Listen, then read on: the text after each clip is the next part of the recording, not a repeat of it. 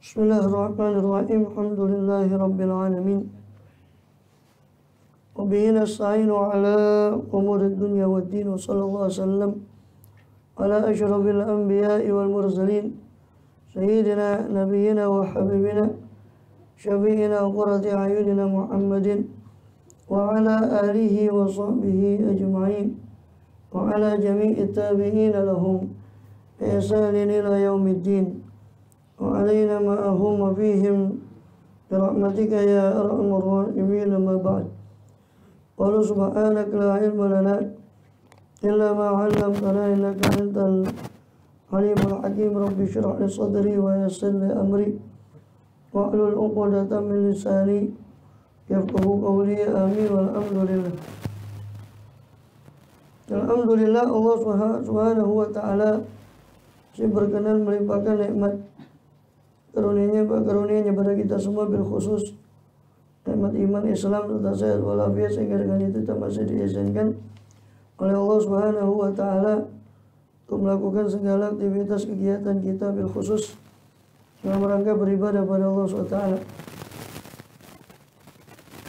Kemudian kita masih melanjutkan pembahasan lalu dari kitab Al-Ahadits Al-Arba'in An-Nawawiyah, hadis-hadis daripada 40 hadis dikumpulkan oleh Imam An-Nawawi rahimahullah radhiyallahu anhu. Amin. Yang terakhir kita sampai pada hadis ke-36, halaman 56. Halaman 56 itu belum selesai hadisnya. Baru pertengahan. Diriwayatkan dari Abi Hurairah radhiyallahu anhu, Rasulullah SAW qala, man nafasa an mu'minin kurbatan min kurabi dunya nafasallahu anhu kurbatan min kurabi yaumil qiyamah. Siapa yang melapangkan dari orang mukmin, seorang satu kurbah, satu kesulitan dari kurabi dunya, dari banyak-banyak kesulitan dunia, nafasallahu anhu, maka Allah lapangkan dari orang tadi kurbatan min kurabi yaumil qiyamah, satu kesulitan daripada kesulitan pada hari kiamat. Waman yassara ala mu'sirin, dan siapa yang memudahkan atas orang yang kesulitan dalam melunasi hutangnya, yassarallahu alaihi fid dunya wal akhirah, Allah mudahkan bagi orang itu di dunia dan di akhirat. Waman satara musliman, siapa yang menutupi seorang muslim, baik menutupi aibnya atau menutupi hajatnya sehingga dia tidak perlu untuk meminta kepada orang lain, maka satarallahu, maka Allah akan menutupi pula di dunia wal akhirah orang tersebut di dunia dan di akhirat. Wallahu fi auni al-'abdi maka al-'abdu fi auni akhi, dan Allah akan tetap berada pada pertolongan kepada hambanya, maka al-'abdu selama ada siapa hamba tadi berada pada pertolongan atau menolong kepada saudaranya. Man salaka tariqan yaltamisu bihi 'ilman sahalallahu lahu bihi tariqan ilal jannah, dan siapa yang menempuh satu jalan yang dia mencari pada jalan itu satu ilmu, sahalallahu lahu, maka Allah akan memudahkan bagi orang itu dengan jalan tadi ke surga. Jalan tariqan ilal jannah, satu jalan menuju surga Allah. Wa majtama'a qaumun fi baitin min buyutillah, dan tidaklah berkumpul satu kaum dalam satu rumah daripada rumah-rumah Allah Ta'ala, yatluna kitab Allah, mereka membaca dalam keadaan membaca kitab Allah, wa yatadarasunahu, dan bertadarus mempelajari daripada kitab Allah, bainahum, antara sesama mereka, antara mereka, illa nazalat alaihimus sakinah, kecuali akan turun atas mereka ketenangan, wa ghasyiyat umur rahmah, dan akan meliputi kepada mereka itu rahmat Allah, kasih sayang Allah, wa hafat umul malaikah, dan akan mengelilingi kepada mereka siapa para malaikat Allah, wa dzakarahumullahu fiman indah, dan akan menyebut akan mereka siapa Allah SWT fiman indah, di sisi siapa-siapa yang ada di sisi Allah daripada para malaikat. Wa man abta'a bi amaluh lam yusri bi nasabuh, maka siapa orang yang memperlambat terhadap dia amalnya, maka tidak akan mempercepat kepada dia nasabnya. Riwayat Muslim, rawah Muslim bihadzal lafzi, dengan lafaz seperti itu. Dan kita sudah jelaskan hadis itu sampai terakhir, antara musliman, siapa orang yang menutupi seorang muslim, dan di situ Ibn Hajar Al-Haythami menafsirkan itu paling tidak ada dua makna, baik itu menutupi secara umum aib, menutupi aib dalam arti ya, dari orang muslim ya, atau dia menutupi kebutuhannya daripada seorang muslim ya, dia memerlukan, dia hendak menikah ya, maka dia sampaikan hajatnya, atau dia memerlukan sesuatu sehingga dia tutupi hajatnya orang itu, sehingga dia tidak perlu meminta-minta kepada orang lain. Itu masuk menutupi juga, selain menutupi aib, selain menutupi aib secara umum. Satar Allah di dunia wal akhirah, maka siapa yang menutupi seorang muslim, Allah akan tutupi dia di dunia dan di akhir. Dengan cara apa? Kata beliau di sini, kata Ibn Hajar menafsirkan ini dengan cara Allah tidak menyiksa atas apa yang dia teledor daripada orang itu tadi yang pernah teledor di dunia, karena berkat dia menutupi sesama muslim, maka Allah ampuni, Allah tutupi kesalahannya. Sebab Allah itu hayyun karimun sittirun, Allah itu maha menutup, maha dermawan, maha malu untuk menyiksa hambanya jika dia juga hamba itu malu kepada Allah. Allah pun sungkan, dalam tanda kutip ya, bukan berarti Allah malu seperti malunya kita ya. Dan Allah juga suka orang itu berakhlak dengan akhlaknya Allah. Takhallaqu bi akhlaqillah. Di antara akhlaknya Allah adalah as-sattar, yang maha menutupi aib. Maka kita juga meniru akhlak Allah itu tadi, menutupi daripada aib orang tersebut. Dalam hadis yang riwayat yang lainnya dari Ibnu Majah, man satara aurata akhihil muslim, siapa yang menutupi aurat saudaranya sama muslim, satara aurata yaumil qiyamah. Nah, jadi di sabda yang lain di situ ada jelas kata-kata aurat, kata-kata celah, aib. Siapa yang menutupi aib sesama muslim saudaranya. Kalau yang di sini cuma disebut man satara musliman, siapa yang menutupi seorang muslim itu saja, tidak disebut aib atau sebagainya, lebih umum. Di riwayat yang lain disebut aibnya, menutupi aib sesama muslim. Satrul aurata, Allah akan tutup aibnya orang itu pada hari kiamat. Sebaliknya, man kasyafa aurata akhil muslim, siapa yang membongkar, buka aib aurat ya, akhi saudaranya sama muslim, kasyafullah aurata hatta yafdahahu biha fi baitih, maka Allah akan singkap aurat atau celah aib daripada orang tersebut sampai Allah permalukan orang itu tadi biha dengan auratnya tadi, walaupun dia berada di rumahnya sekalipun, atau dia sembunyikan, dia bersembunyi di rumah. Allah bongkar aibnya kepada orang lain, waliyadzubillah min dzalik. Bahkan dalam riwayat yang lain dari Imam Ahmad bin Hanbal, Abu Dawud, Tirmidzi dan yang lainnya daripada sahabat Abi Barzah Al-Aslami radhiyallahu an, ya ma'syara man amana bil lisani wa lam yadkhulul iman fi qalbi, wahai orang, kelompok-kelompok orang yang beriman kepada Allah hanya dengan lisannya dan belum masuk iman itu pada hatinya. La taghtabul muslimin, jangan kalian itu menghibah orang-orang muslim. Wala tattabi'u auratihim, jangan kalian menelusuri aurat untuk membongkar, sengaja memata-matai aurat mereka. Sebab fa inna man tatabba'a auratihim, sebab siapa yang membongkar aurat mereka, tatabba Allahu auratahu, maka Allah akan bongkar daripada aibnya orang itu.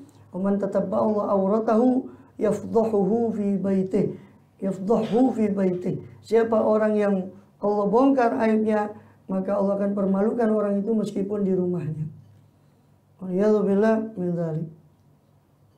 Keluar dari pengertian dibongkarnya aib ini adalah orang yang memang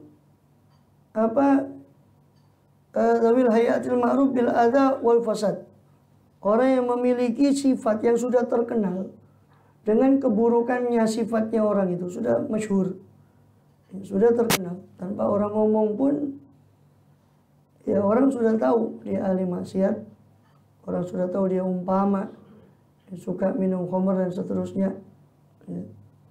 Maka orang seperti ini anjurannya supaya dia dianjurkan saja untuk ditutup, jangan dilaporkan kepada yang berwajib kalau seandainya masih ada harapan taubat. Kita pun ketika jerumus kepada kesalahan yang sama. Toh kita juga tidak suka kalau langsung dilaporkan kepada. Maka orang lain pun begitu. Selama dia masih ada harapan tobat, sudah biarkan barangkali atau dia nasihati. Barangkali ditutupi, jangan sampai dilaporkan. Barangkali dia mau merubah dirinya. Ya, itu anjuran saja. Ya, itu anjuran. Ya. Kemudian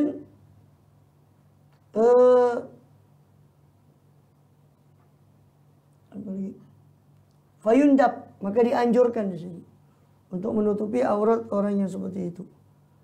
Balqad yajibu ala yastur alai ala yustar alai bal yudhi'a lahu ala yastur alai bal yudhirha lahu linnas hatta yatawaqahu.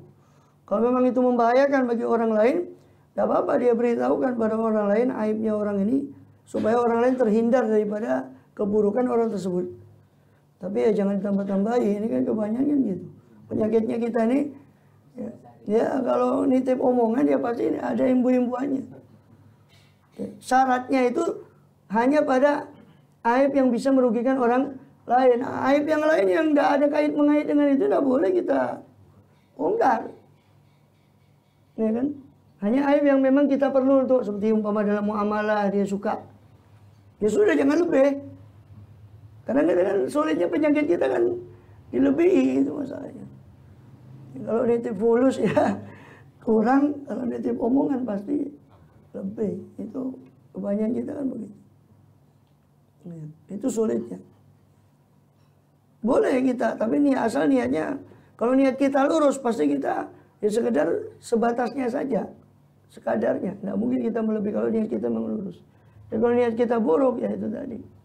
Hanya kita tambahi ya tujuannya bukan sekedar supaya orang lain waspada, malah ketambahan macam-macam aib. Hanya dibongkar semua aibnya orang itu. Atau kalau memang sudah keterlaluan, ya sudah dilaporkan kepada yang berwajib. Karena tidak mungkin. Percuma dia ceritakan aibnya ke orang-orang, sedangkan orang itu tidak mampu untuk merubah amar ma'ruf nahi munkar kepada orang yang punya aib tadi, kan percuma juga. Apa tuasnya? Apa tuasnya kita cerita sama orang? Ya. Lebih bagus cerita kepada satu orang yang memang kecuali tokoh masyarakat yang kita yakin atau kita menduga orang ini bakal bisa mengatasi lah, itu tidak apa-apa. Ya. Itu termasuk riba yang dibolehkan. Ya. Karena dia ingin supaya diatasi amar ma'ruf nahi munkar, karena dia sendiri tidak mampu. Dia beritahu pada orang lain yang mampu untuk mengatasi, atau pada yang berwajib kalau memang itu dikira sudah betul-betul meresahkan. Kenapa? Karena kalau ditutupi terus, kalau orang semacam ini akhirnya tambah menjadi, kalau dia seperti itu. Tidak tegur, tidak ada yang akhirnya tambah menjadi. Dan kalau kondisinya seperti ini silakan. Jadi kalau orang itu baru, umpama kita belum pernah, kita tidak mengenal dia itu orang fasik, tiba-tiba terjerumus, ya lebih baik kita tutupi. Barangkali namanya orang kan tidak ada yang maksum. Kita pun ketika umpama kita ada di pihak dia atau ada di posisi dia, pasti kita juga kepingin supaya aib kita ditutup. Kemudian wabi buku ya, bima malu maksiatur alaihi wa huwa ba'du mutabisun biha atarum baru bimaniha minha binafsiin qadar. Ya. Kalau dia jatuh kepada maksiat, ya, kalau dia memang mampu untuk orang ini mampu untuk mengatasinya, ya silakan. Ya, dia mencegahnya. Jika tidak, maka dia yarfa'u ilal hakim, dia angkat permasalahan itu kepada orang yang berwenang, pihak yang berwajib, pihak yang berwenang. Sebagaimana sudah dijelaskan tadi. Kemudian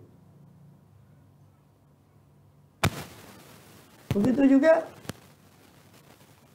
pembicaraan masalah menutup aib ini selain para periwayat hadis. Kalau periwayat hadis kan sering orang para pengkritik hadis yang mengatakan ini suka, ini kadzab, ini suka pendusta, ini macam-macam. Supaya karena itu ada keperluan dari segi ilmu. Ya, untuk perawi hadis. Ya. Syuhud, saksi. Itu jangan sampai ngambil saksi salah.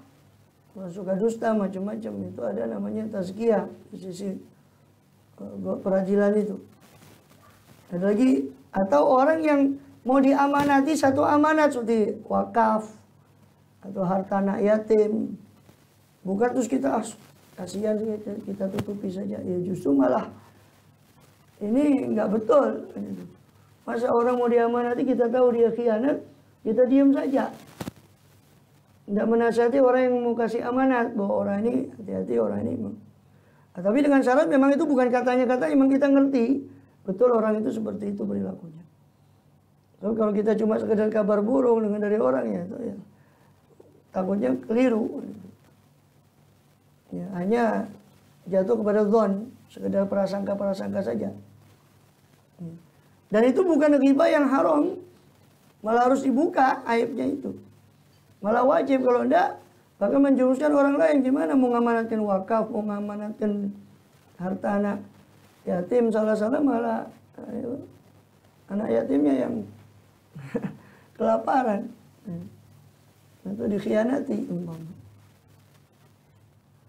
Kemudian, dan itu bukan satu yang haram, bahkan wajib terkadang. Karena bisa jadi sampai hukumnya itu pada wajib. Begitu juga tidak haram hukumnya orang ngomongkan orang yang mutajahir, yang berterang-terangan dalam kefasikannya. Sebab dia orang sudah tahu, dia bukan lagi sembunyi-sembunyi melakukan kefasikan itu, tapi orang sudah paham. Tapi apa perlunya diomongkan? Orang sudah tahu bahwa dia ini fasik. Lebih baik dia pakai zikir macam-macam dapat pahala daripada ngomongkan orang yang sudah diketahui kefasikannya. Apa perlunya? Kita juga tidak bisa merubah dia. Kemudian itu orang tadi, orang yang mengumumkan kefasikannya tidak peduli apa yang dia terjang daripada dosa, tidak peduli omongan orang. Ya. Kemudian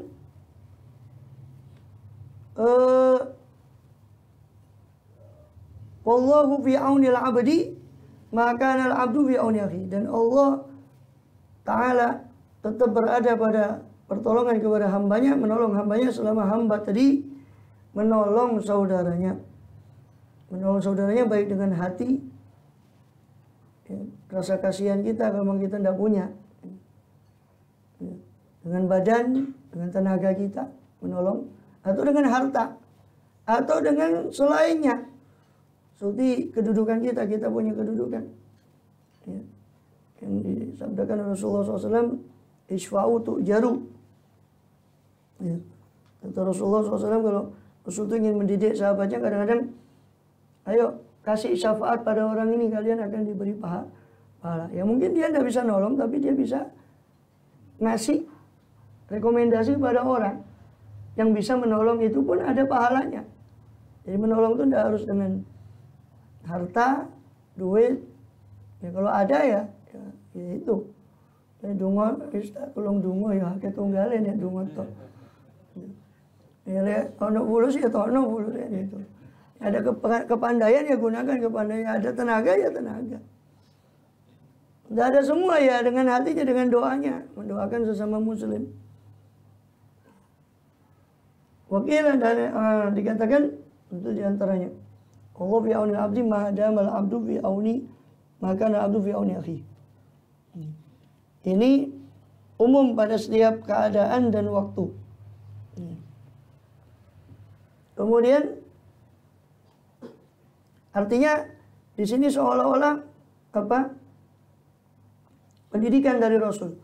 Seorang itu harusnya yakin dengan janji Allah ini. Allah akan menolong seorang hambanya selama hamba tadi menolong saudaranya. Kalau dia yakin dengan sabda Rasulullah ini, maka dia tidak akan pengecut untuk menolong daripada saudaranya dalam keadaan apa. Bukan dia yakin selama dia niatnya menolong, Allah akan menolong dia. Ya. Kemudian hendaknya dia meresapi bagaimana dawam, kan di situ maka al-abdu ay muddata dawami kaunihi.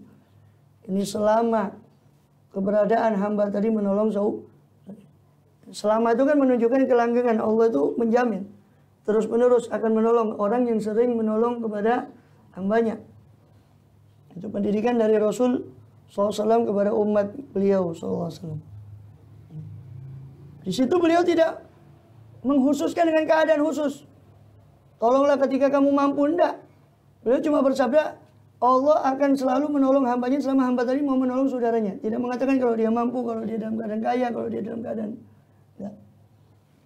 Ya, asal yakin betul dengan pertolongan Allah SWT. Ya. Atau dalam riwayat yang lain, "Oman kana fi hajati akhi, kana Allah fi hajatih." Siapa orang yang berada pada hajatnya orang lain, maka Allah akan berada yang siap menolong pada hajatnya orang tersebut. Bahkan dikatakan dalam riwayat Tabarani, afdhalul amal, paling afdhalnya amal adalah idkhalus surur alal mu'min, memasukkan kegembiraan kepada hatinya seorang mukmin. Fakasauta auratah, dicontohkan oleh Rasul, mungkin kau tutupi auratnya dengan kau beri pakaian. Kau asba'ta jaw'atah, kau kenyangkan rasa laparnya dia. Kau qadaita lahu hajatah, atau kau tunaikan hajatnya dia, keperluannya dia. Dikatakan bahwa man sa'a fi hajati akhihi al-muslim qudiyat lahu aw lam tuqda ghufira lahu ma taqaddama min dhanbihi wa kutiba lahu bara'atun minan nar wa bara'atun minan nifaq. Siapa orang yang berusaha dalam hajat saudaranya seorang muslim, hajat saudaranya sama muslim, baik tertunaikan atau tidak hajatnya tadi, berhasil apa tidak, namanya menolong ya kadang berhasil, kadang ya berhasil atau tidak, tertunaikan atau tidak hajatnya, maka Allah akan ampuni orang itu yang terdahulu, mata qaddama min dhanbi mata akhir, yang kemudian dari yang terdahulu dari dosanya, baik hajat tadi tersampaikan atau tidak tersampaikan, yang penting dia sudah usaha untuk menolong hamba, maka diampuni dosanya orang itu. Dan ditulis bagi dia keterlepasan dari dua perkara, lepas daripada neraka, lepas dari penyakit munafik. Ya bilang. Dan Imam Hasan Basri pernah menyuruh Thabit Al-Bunani untuk berjalan dalam satu hajat. Ya. Maka ketika itu si muridnya tadi, Thabit Al-Bunani, untuk mengatakan, ana mu'takif, saya ini sedang i'tikaf. Saya sedang i'tikaf. Faqalau ya Amash. Amash itu Amash, orang yang terganggu penglihatannya. Orang yang picek katanya. Apa kamu tidak memperhatikan? Ama ta'lam. Tidakkah kamu tahu? Anna masyaka bi ajati akhika musukhun min ajatin ba'da hajjah. Tidakkah kau tahu bahwasanya berjalanmu untuk menunaikan hajat seorang muslim lebih baik daripada haji setelah haji. Dalam riwayat yang lain bahkan Rasulullah SAW mengatakan itu lebih baik daripada beriktikaf di Masjid Nabawi, di masjid beliau, di masjidku ini, kata Rasul, sebulan lamanya. Kenapa? Karena iktikaf dan sebagainya ibadah itu ibadah yang pribadi, yang pahalanya diambil sendiri. Tapi kalau menunaikan hajat itu untuk orang lain, makanya pahalanya lebih besar karena dirasakan oleh orang. Kemudian karena Abu Bakar yajibu lil qayy aghnamahum wa taqlaba qila al-an la yahlubu lil hayy aghnam. Dikatakan suatu kali Sayyidina Abu Bakar Siddiq radhiyallahu anhu ada kebiasaan memerahkan sapi atau memerahkan kambing, susu kambingnya daripada kambing-kambing tetangganya di kampung. Terus setelah jadi khalifah Sayyidina Abu Bakar Siddiq ini, maka tetangganya, oh paling ini Sayyidina Abu Bakar ini tidak lagi memerahkan kita punya kambing. Maka didengar Sayyidina Abu Bakar yang mengatakan, bala, iya tetap. Wa inilah arju ala yugharima dakhaltu fi an syai'in kuntu af'alu. Saya berharap bahwa saya tidak akan merubah pada diri saya apa yang saya masuk kepadanya ini, kekhalifahan ini. Saya harapkan tidak merubah apa yang perilaku yang tetap saya pernah lakukan sebelum saya menjadi khalifah. Radhiyallahu anhu. Kemudian begitu juga Sayyidina Umar bin Khattab radhiyallahu anhu. Beliau membawakan daripada apa? Hajatnya orang, anak yatim, para janda yang tidak mampu, mengambilkan air kadang untuk mereka di malam hari. Suatu kali ya, Sayyidina Tolhah itu melihat Sayyidina Umar Khattab Satu malam masuk ke rumah satu perempuan. Maka besok paginya dititeni rumah itu dimasuki sama Tolha radhiyallahu anhu. Maka tiba-tiba didapati situ ada ajuz, ya, wanita tua yang buta dan muqadah, nggak bisa jalan, sudah lumpuh dan buta di rumah itu. Maka ditanyai sama Tolha, apa yang dilakukan oleh laki-laki itu? Maksudnya Sayyidina Umar Khattab radhiyallahu anhu. Dikatakan apa yang dilakukan laki-laki tadi di sisi engkau? Dikatakan bahwa orang itu setiap saya beberapa waktu pasti datang ke rumah saya ini melaksanakan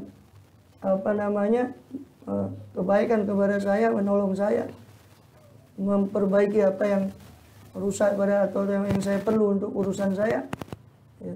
Dan seterusnya menyapu rumah saya, katanya Sayyidina Umar. Ya. Kemudian ketika itu sakilat ka ummu kaya Tolha.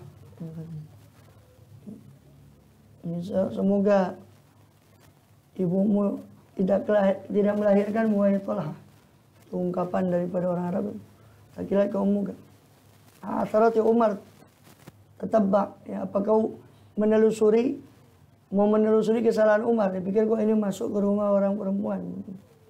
Ternyata dia dapati situ orang tua, sudah lumpuh, sudah buta, ya. Beliau menyapu macam-macam di situ. Sayyidina Umar itu membereskan rumahnya dan sebagainya. Radhiyallahu anhum ajmain. Wa man salaka tariqan yaltamis bihi ilman. Dan siapa yang menempuh satu jalan, yang di jalan itu dia menuntut ilmu. Ini ilmu syariat atau ilmu alatnya syariat tadi, baik ilmu lughah, karena semua syariat ini dari Quran, hadis dan macam-macam tertulis dalam bahasa Arab, maka harus diperlukan ilmu alatnya. Dia niat ilmu syariat untuk ridhonya Allah SWT, ya.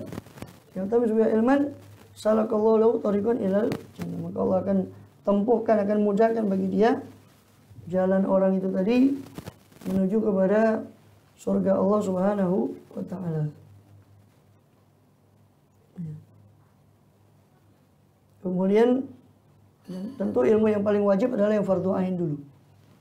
Ya, baru kemudian ilmu yang fardu kifayah. Fardu ain itu individu yang wajib atas setiap individu muslim. Tidak ada alasan untuk dia tidak tahu. Ilmu akidah, mengenal Tuhannya, mengenal bagaimana cara menyembah, ilmu iman, ilmu Islam, ilmu ihsan yang dasar. Karena masing-masing ilmu itu, kata Imam Ghazali, ada batas minimalnya, ada batas pertengahan, ada batas atas. Ya. Maka yang paling tidak, yang fardu ain itu adalah yang paling bawah. Karena fikih, tauhid dan tasawuf itu masing-masing ilmu semua itu ada pendalamannya. Maka orang awam dari kalangan muslimin yang wajib hanya ilmu fardu ain, tidak wajib dia mendalami. Nah, kalau mendalami itu fardu kifayah sebagian orang saja. Kalau semua harus mendalami, ya repot. Ya ada profesi-profesi lain-lain. Tidak ada yang jual rujak cingur, tidak ada yang jual soto, gado-gado, tidak ada. Di sana semua belajar semua. Ya, ada yang jadi macam-macam, ya. Akuntan macam-macam, ada yang jadi dokter, ada yang semua belajar agama semua. Itu fardu kifayah. Artinya harus ada sebagian wilayah orang yang lain bisa merujuk kepada orang tersebut sehingga mengcover, ya, menjamin ilmu yang dibutuhkan oleh masyarakat itu. Dan termasuk ilmu fardu kifayah ini di dalam Ihya adalah segala ilmu yang memenuhi hajat hidup orang banyak, itu fardu kifayah hukumnya. Termasuk kedokteran, karena dibutuhkan oleh orang banyak, itu fardu kifayah. Atib. Bahkan Imam Ghazali itu, ya kalau saya bahasakan, setengah mengeluh di Ihya itu. Kata beliau kurang lebih begini, di Ihya itu ketika beliau bicara tentang ilmu fardu kifayah. Ini banyak yang belajar ilmu fikih semua karena kepingin jadi goldi, kepingin jadi menganukan harta anak yatim dan sebagainya. Kepingin jadi mufti, kepingin jadi. Tapi ilmu kedokteran yang melajari, kata beliau, ahli kitab. Nasrani atau Yahudi. Muslim tidak ada. Hampir dikatakan kata beliau di beberapa wilayah kita tidak dapati satu dokter pun yang Muslim. Beliau sendiri yang mengeluh itu di kitab Ihya. Padahal antara ilmu kedokteran, ilmu mendalami ilmu fikih sama-sama fardu kifayah. Yang ini untuk agama, yang satu untuk badan, untuk kesehatan. Dan ilmu yang memenuhi hajat itu orang banyak, itu hukumnya fardu kifayah. Apa tetap dapat pahala? Tetap dapat pahala kalau asal niatnya betul. Niat dalam menuntut ilmu fardu kifayah itu betul. Ilmu sandang, pangan, papan yang menunjang kebutuhan pokok manusia, semua ilmu itu fardu kifayah. Seperti dijelentarkan oleh Imam Ghazali dalam Kitabul Ilm, Ihya Ulumuddin. Kemudian sahalallahu tariqan, maka Allah akan memudahkan bagi dia jalan menuju kepada surga.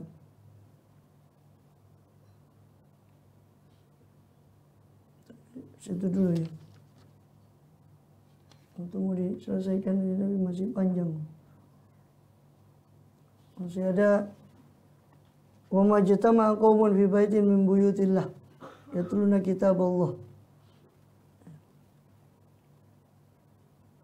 Jadi yang dimaksud Allah gampangkan itu adalah apa? Jalannya ke surga, yakni ketaatan itu. Allah gampangkan ketaatan, yang mana ketaatan itu yang akan mengantarkan dia ke surga. Dan ketaatan pada Allah tidak mungkin kecuali dengan ilmu.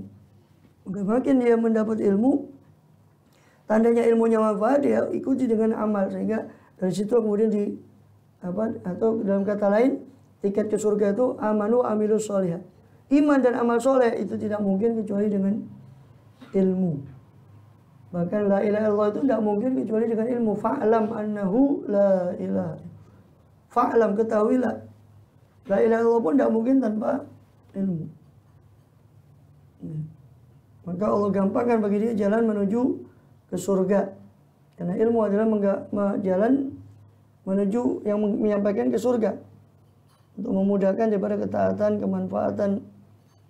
Bahkan dikatakan man amila bima alim awrathahu ilma ma lam ya'lam, siapa yang mengamalkan apa yang dia ketahui, maka Allah akan wariskan pada dia ilmu yang tidak dia ketahui.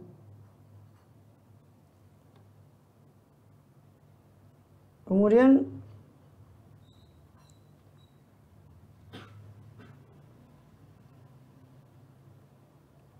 majtama'a qaumun dan seterusnya, wallahu a'lam.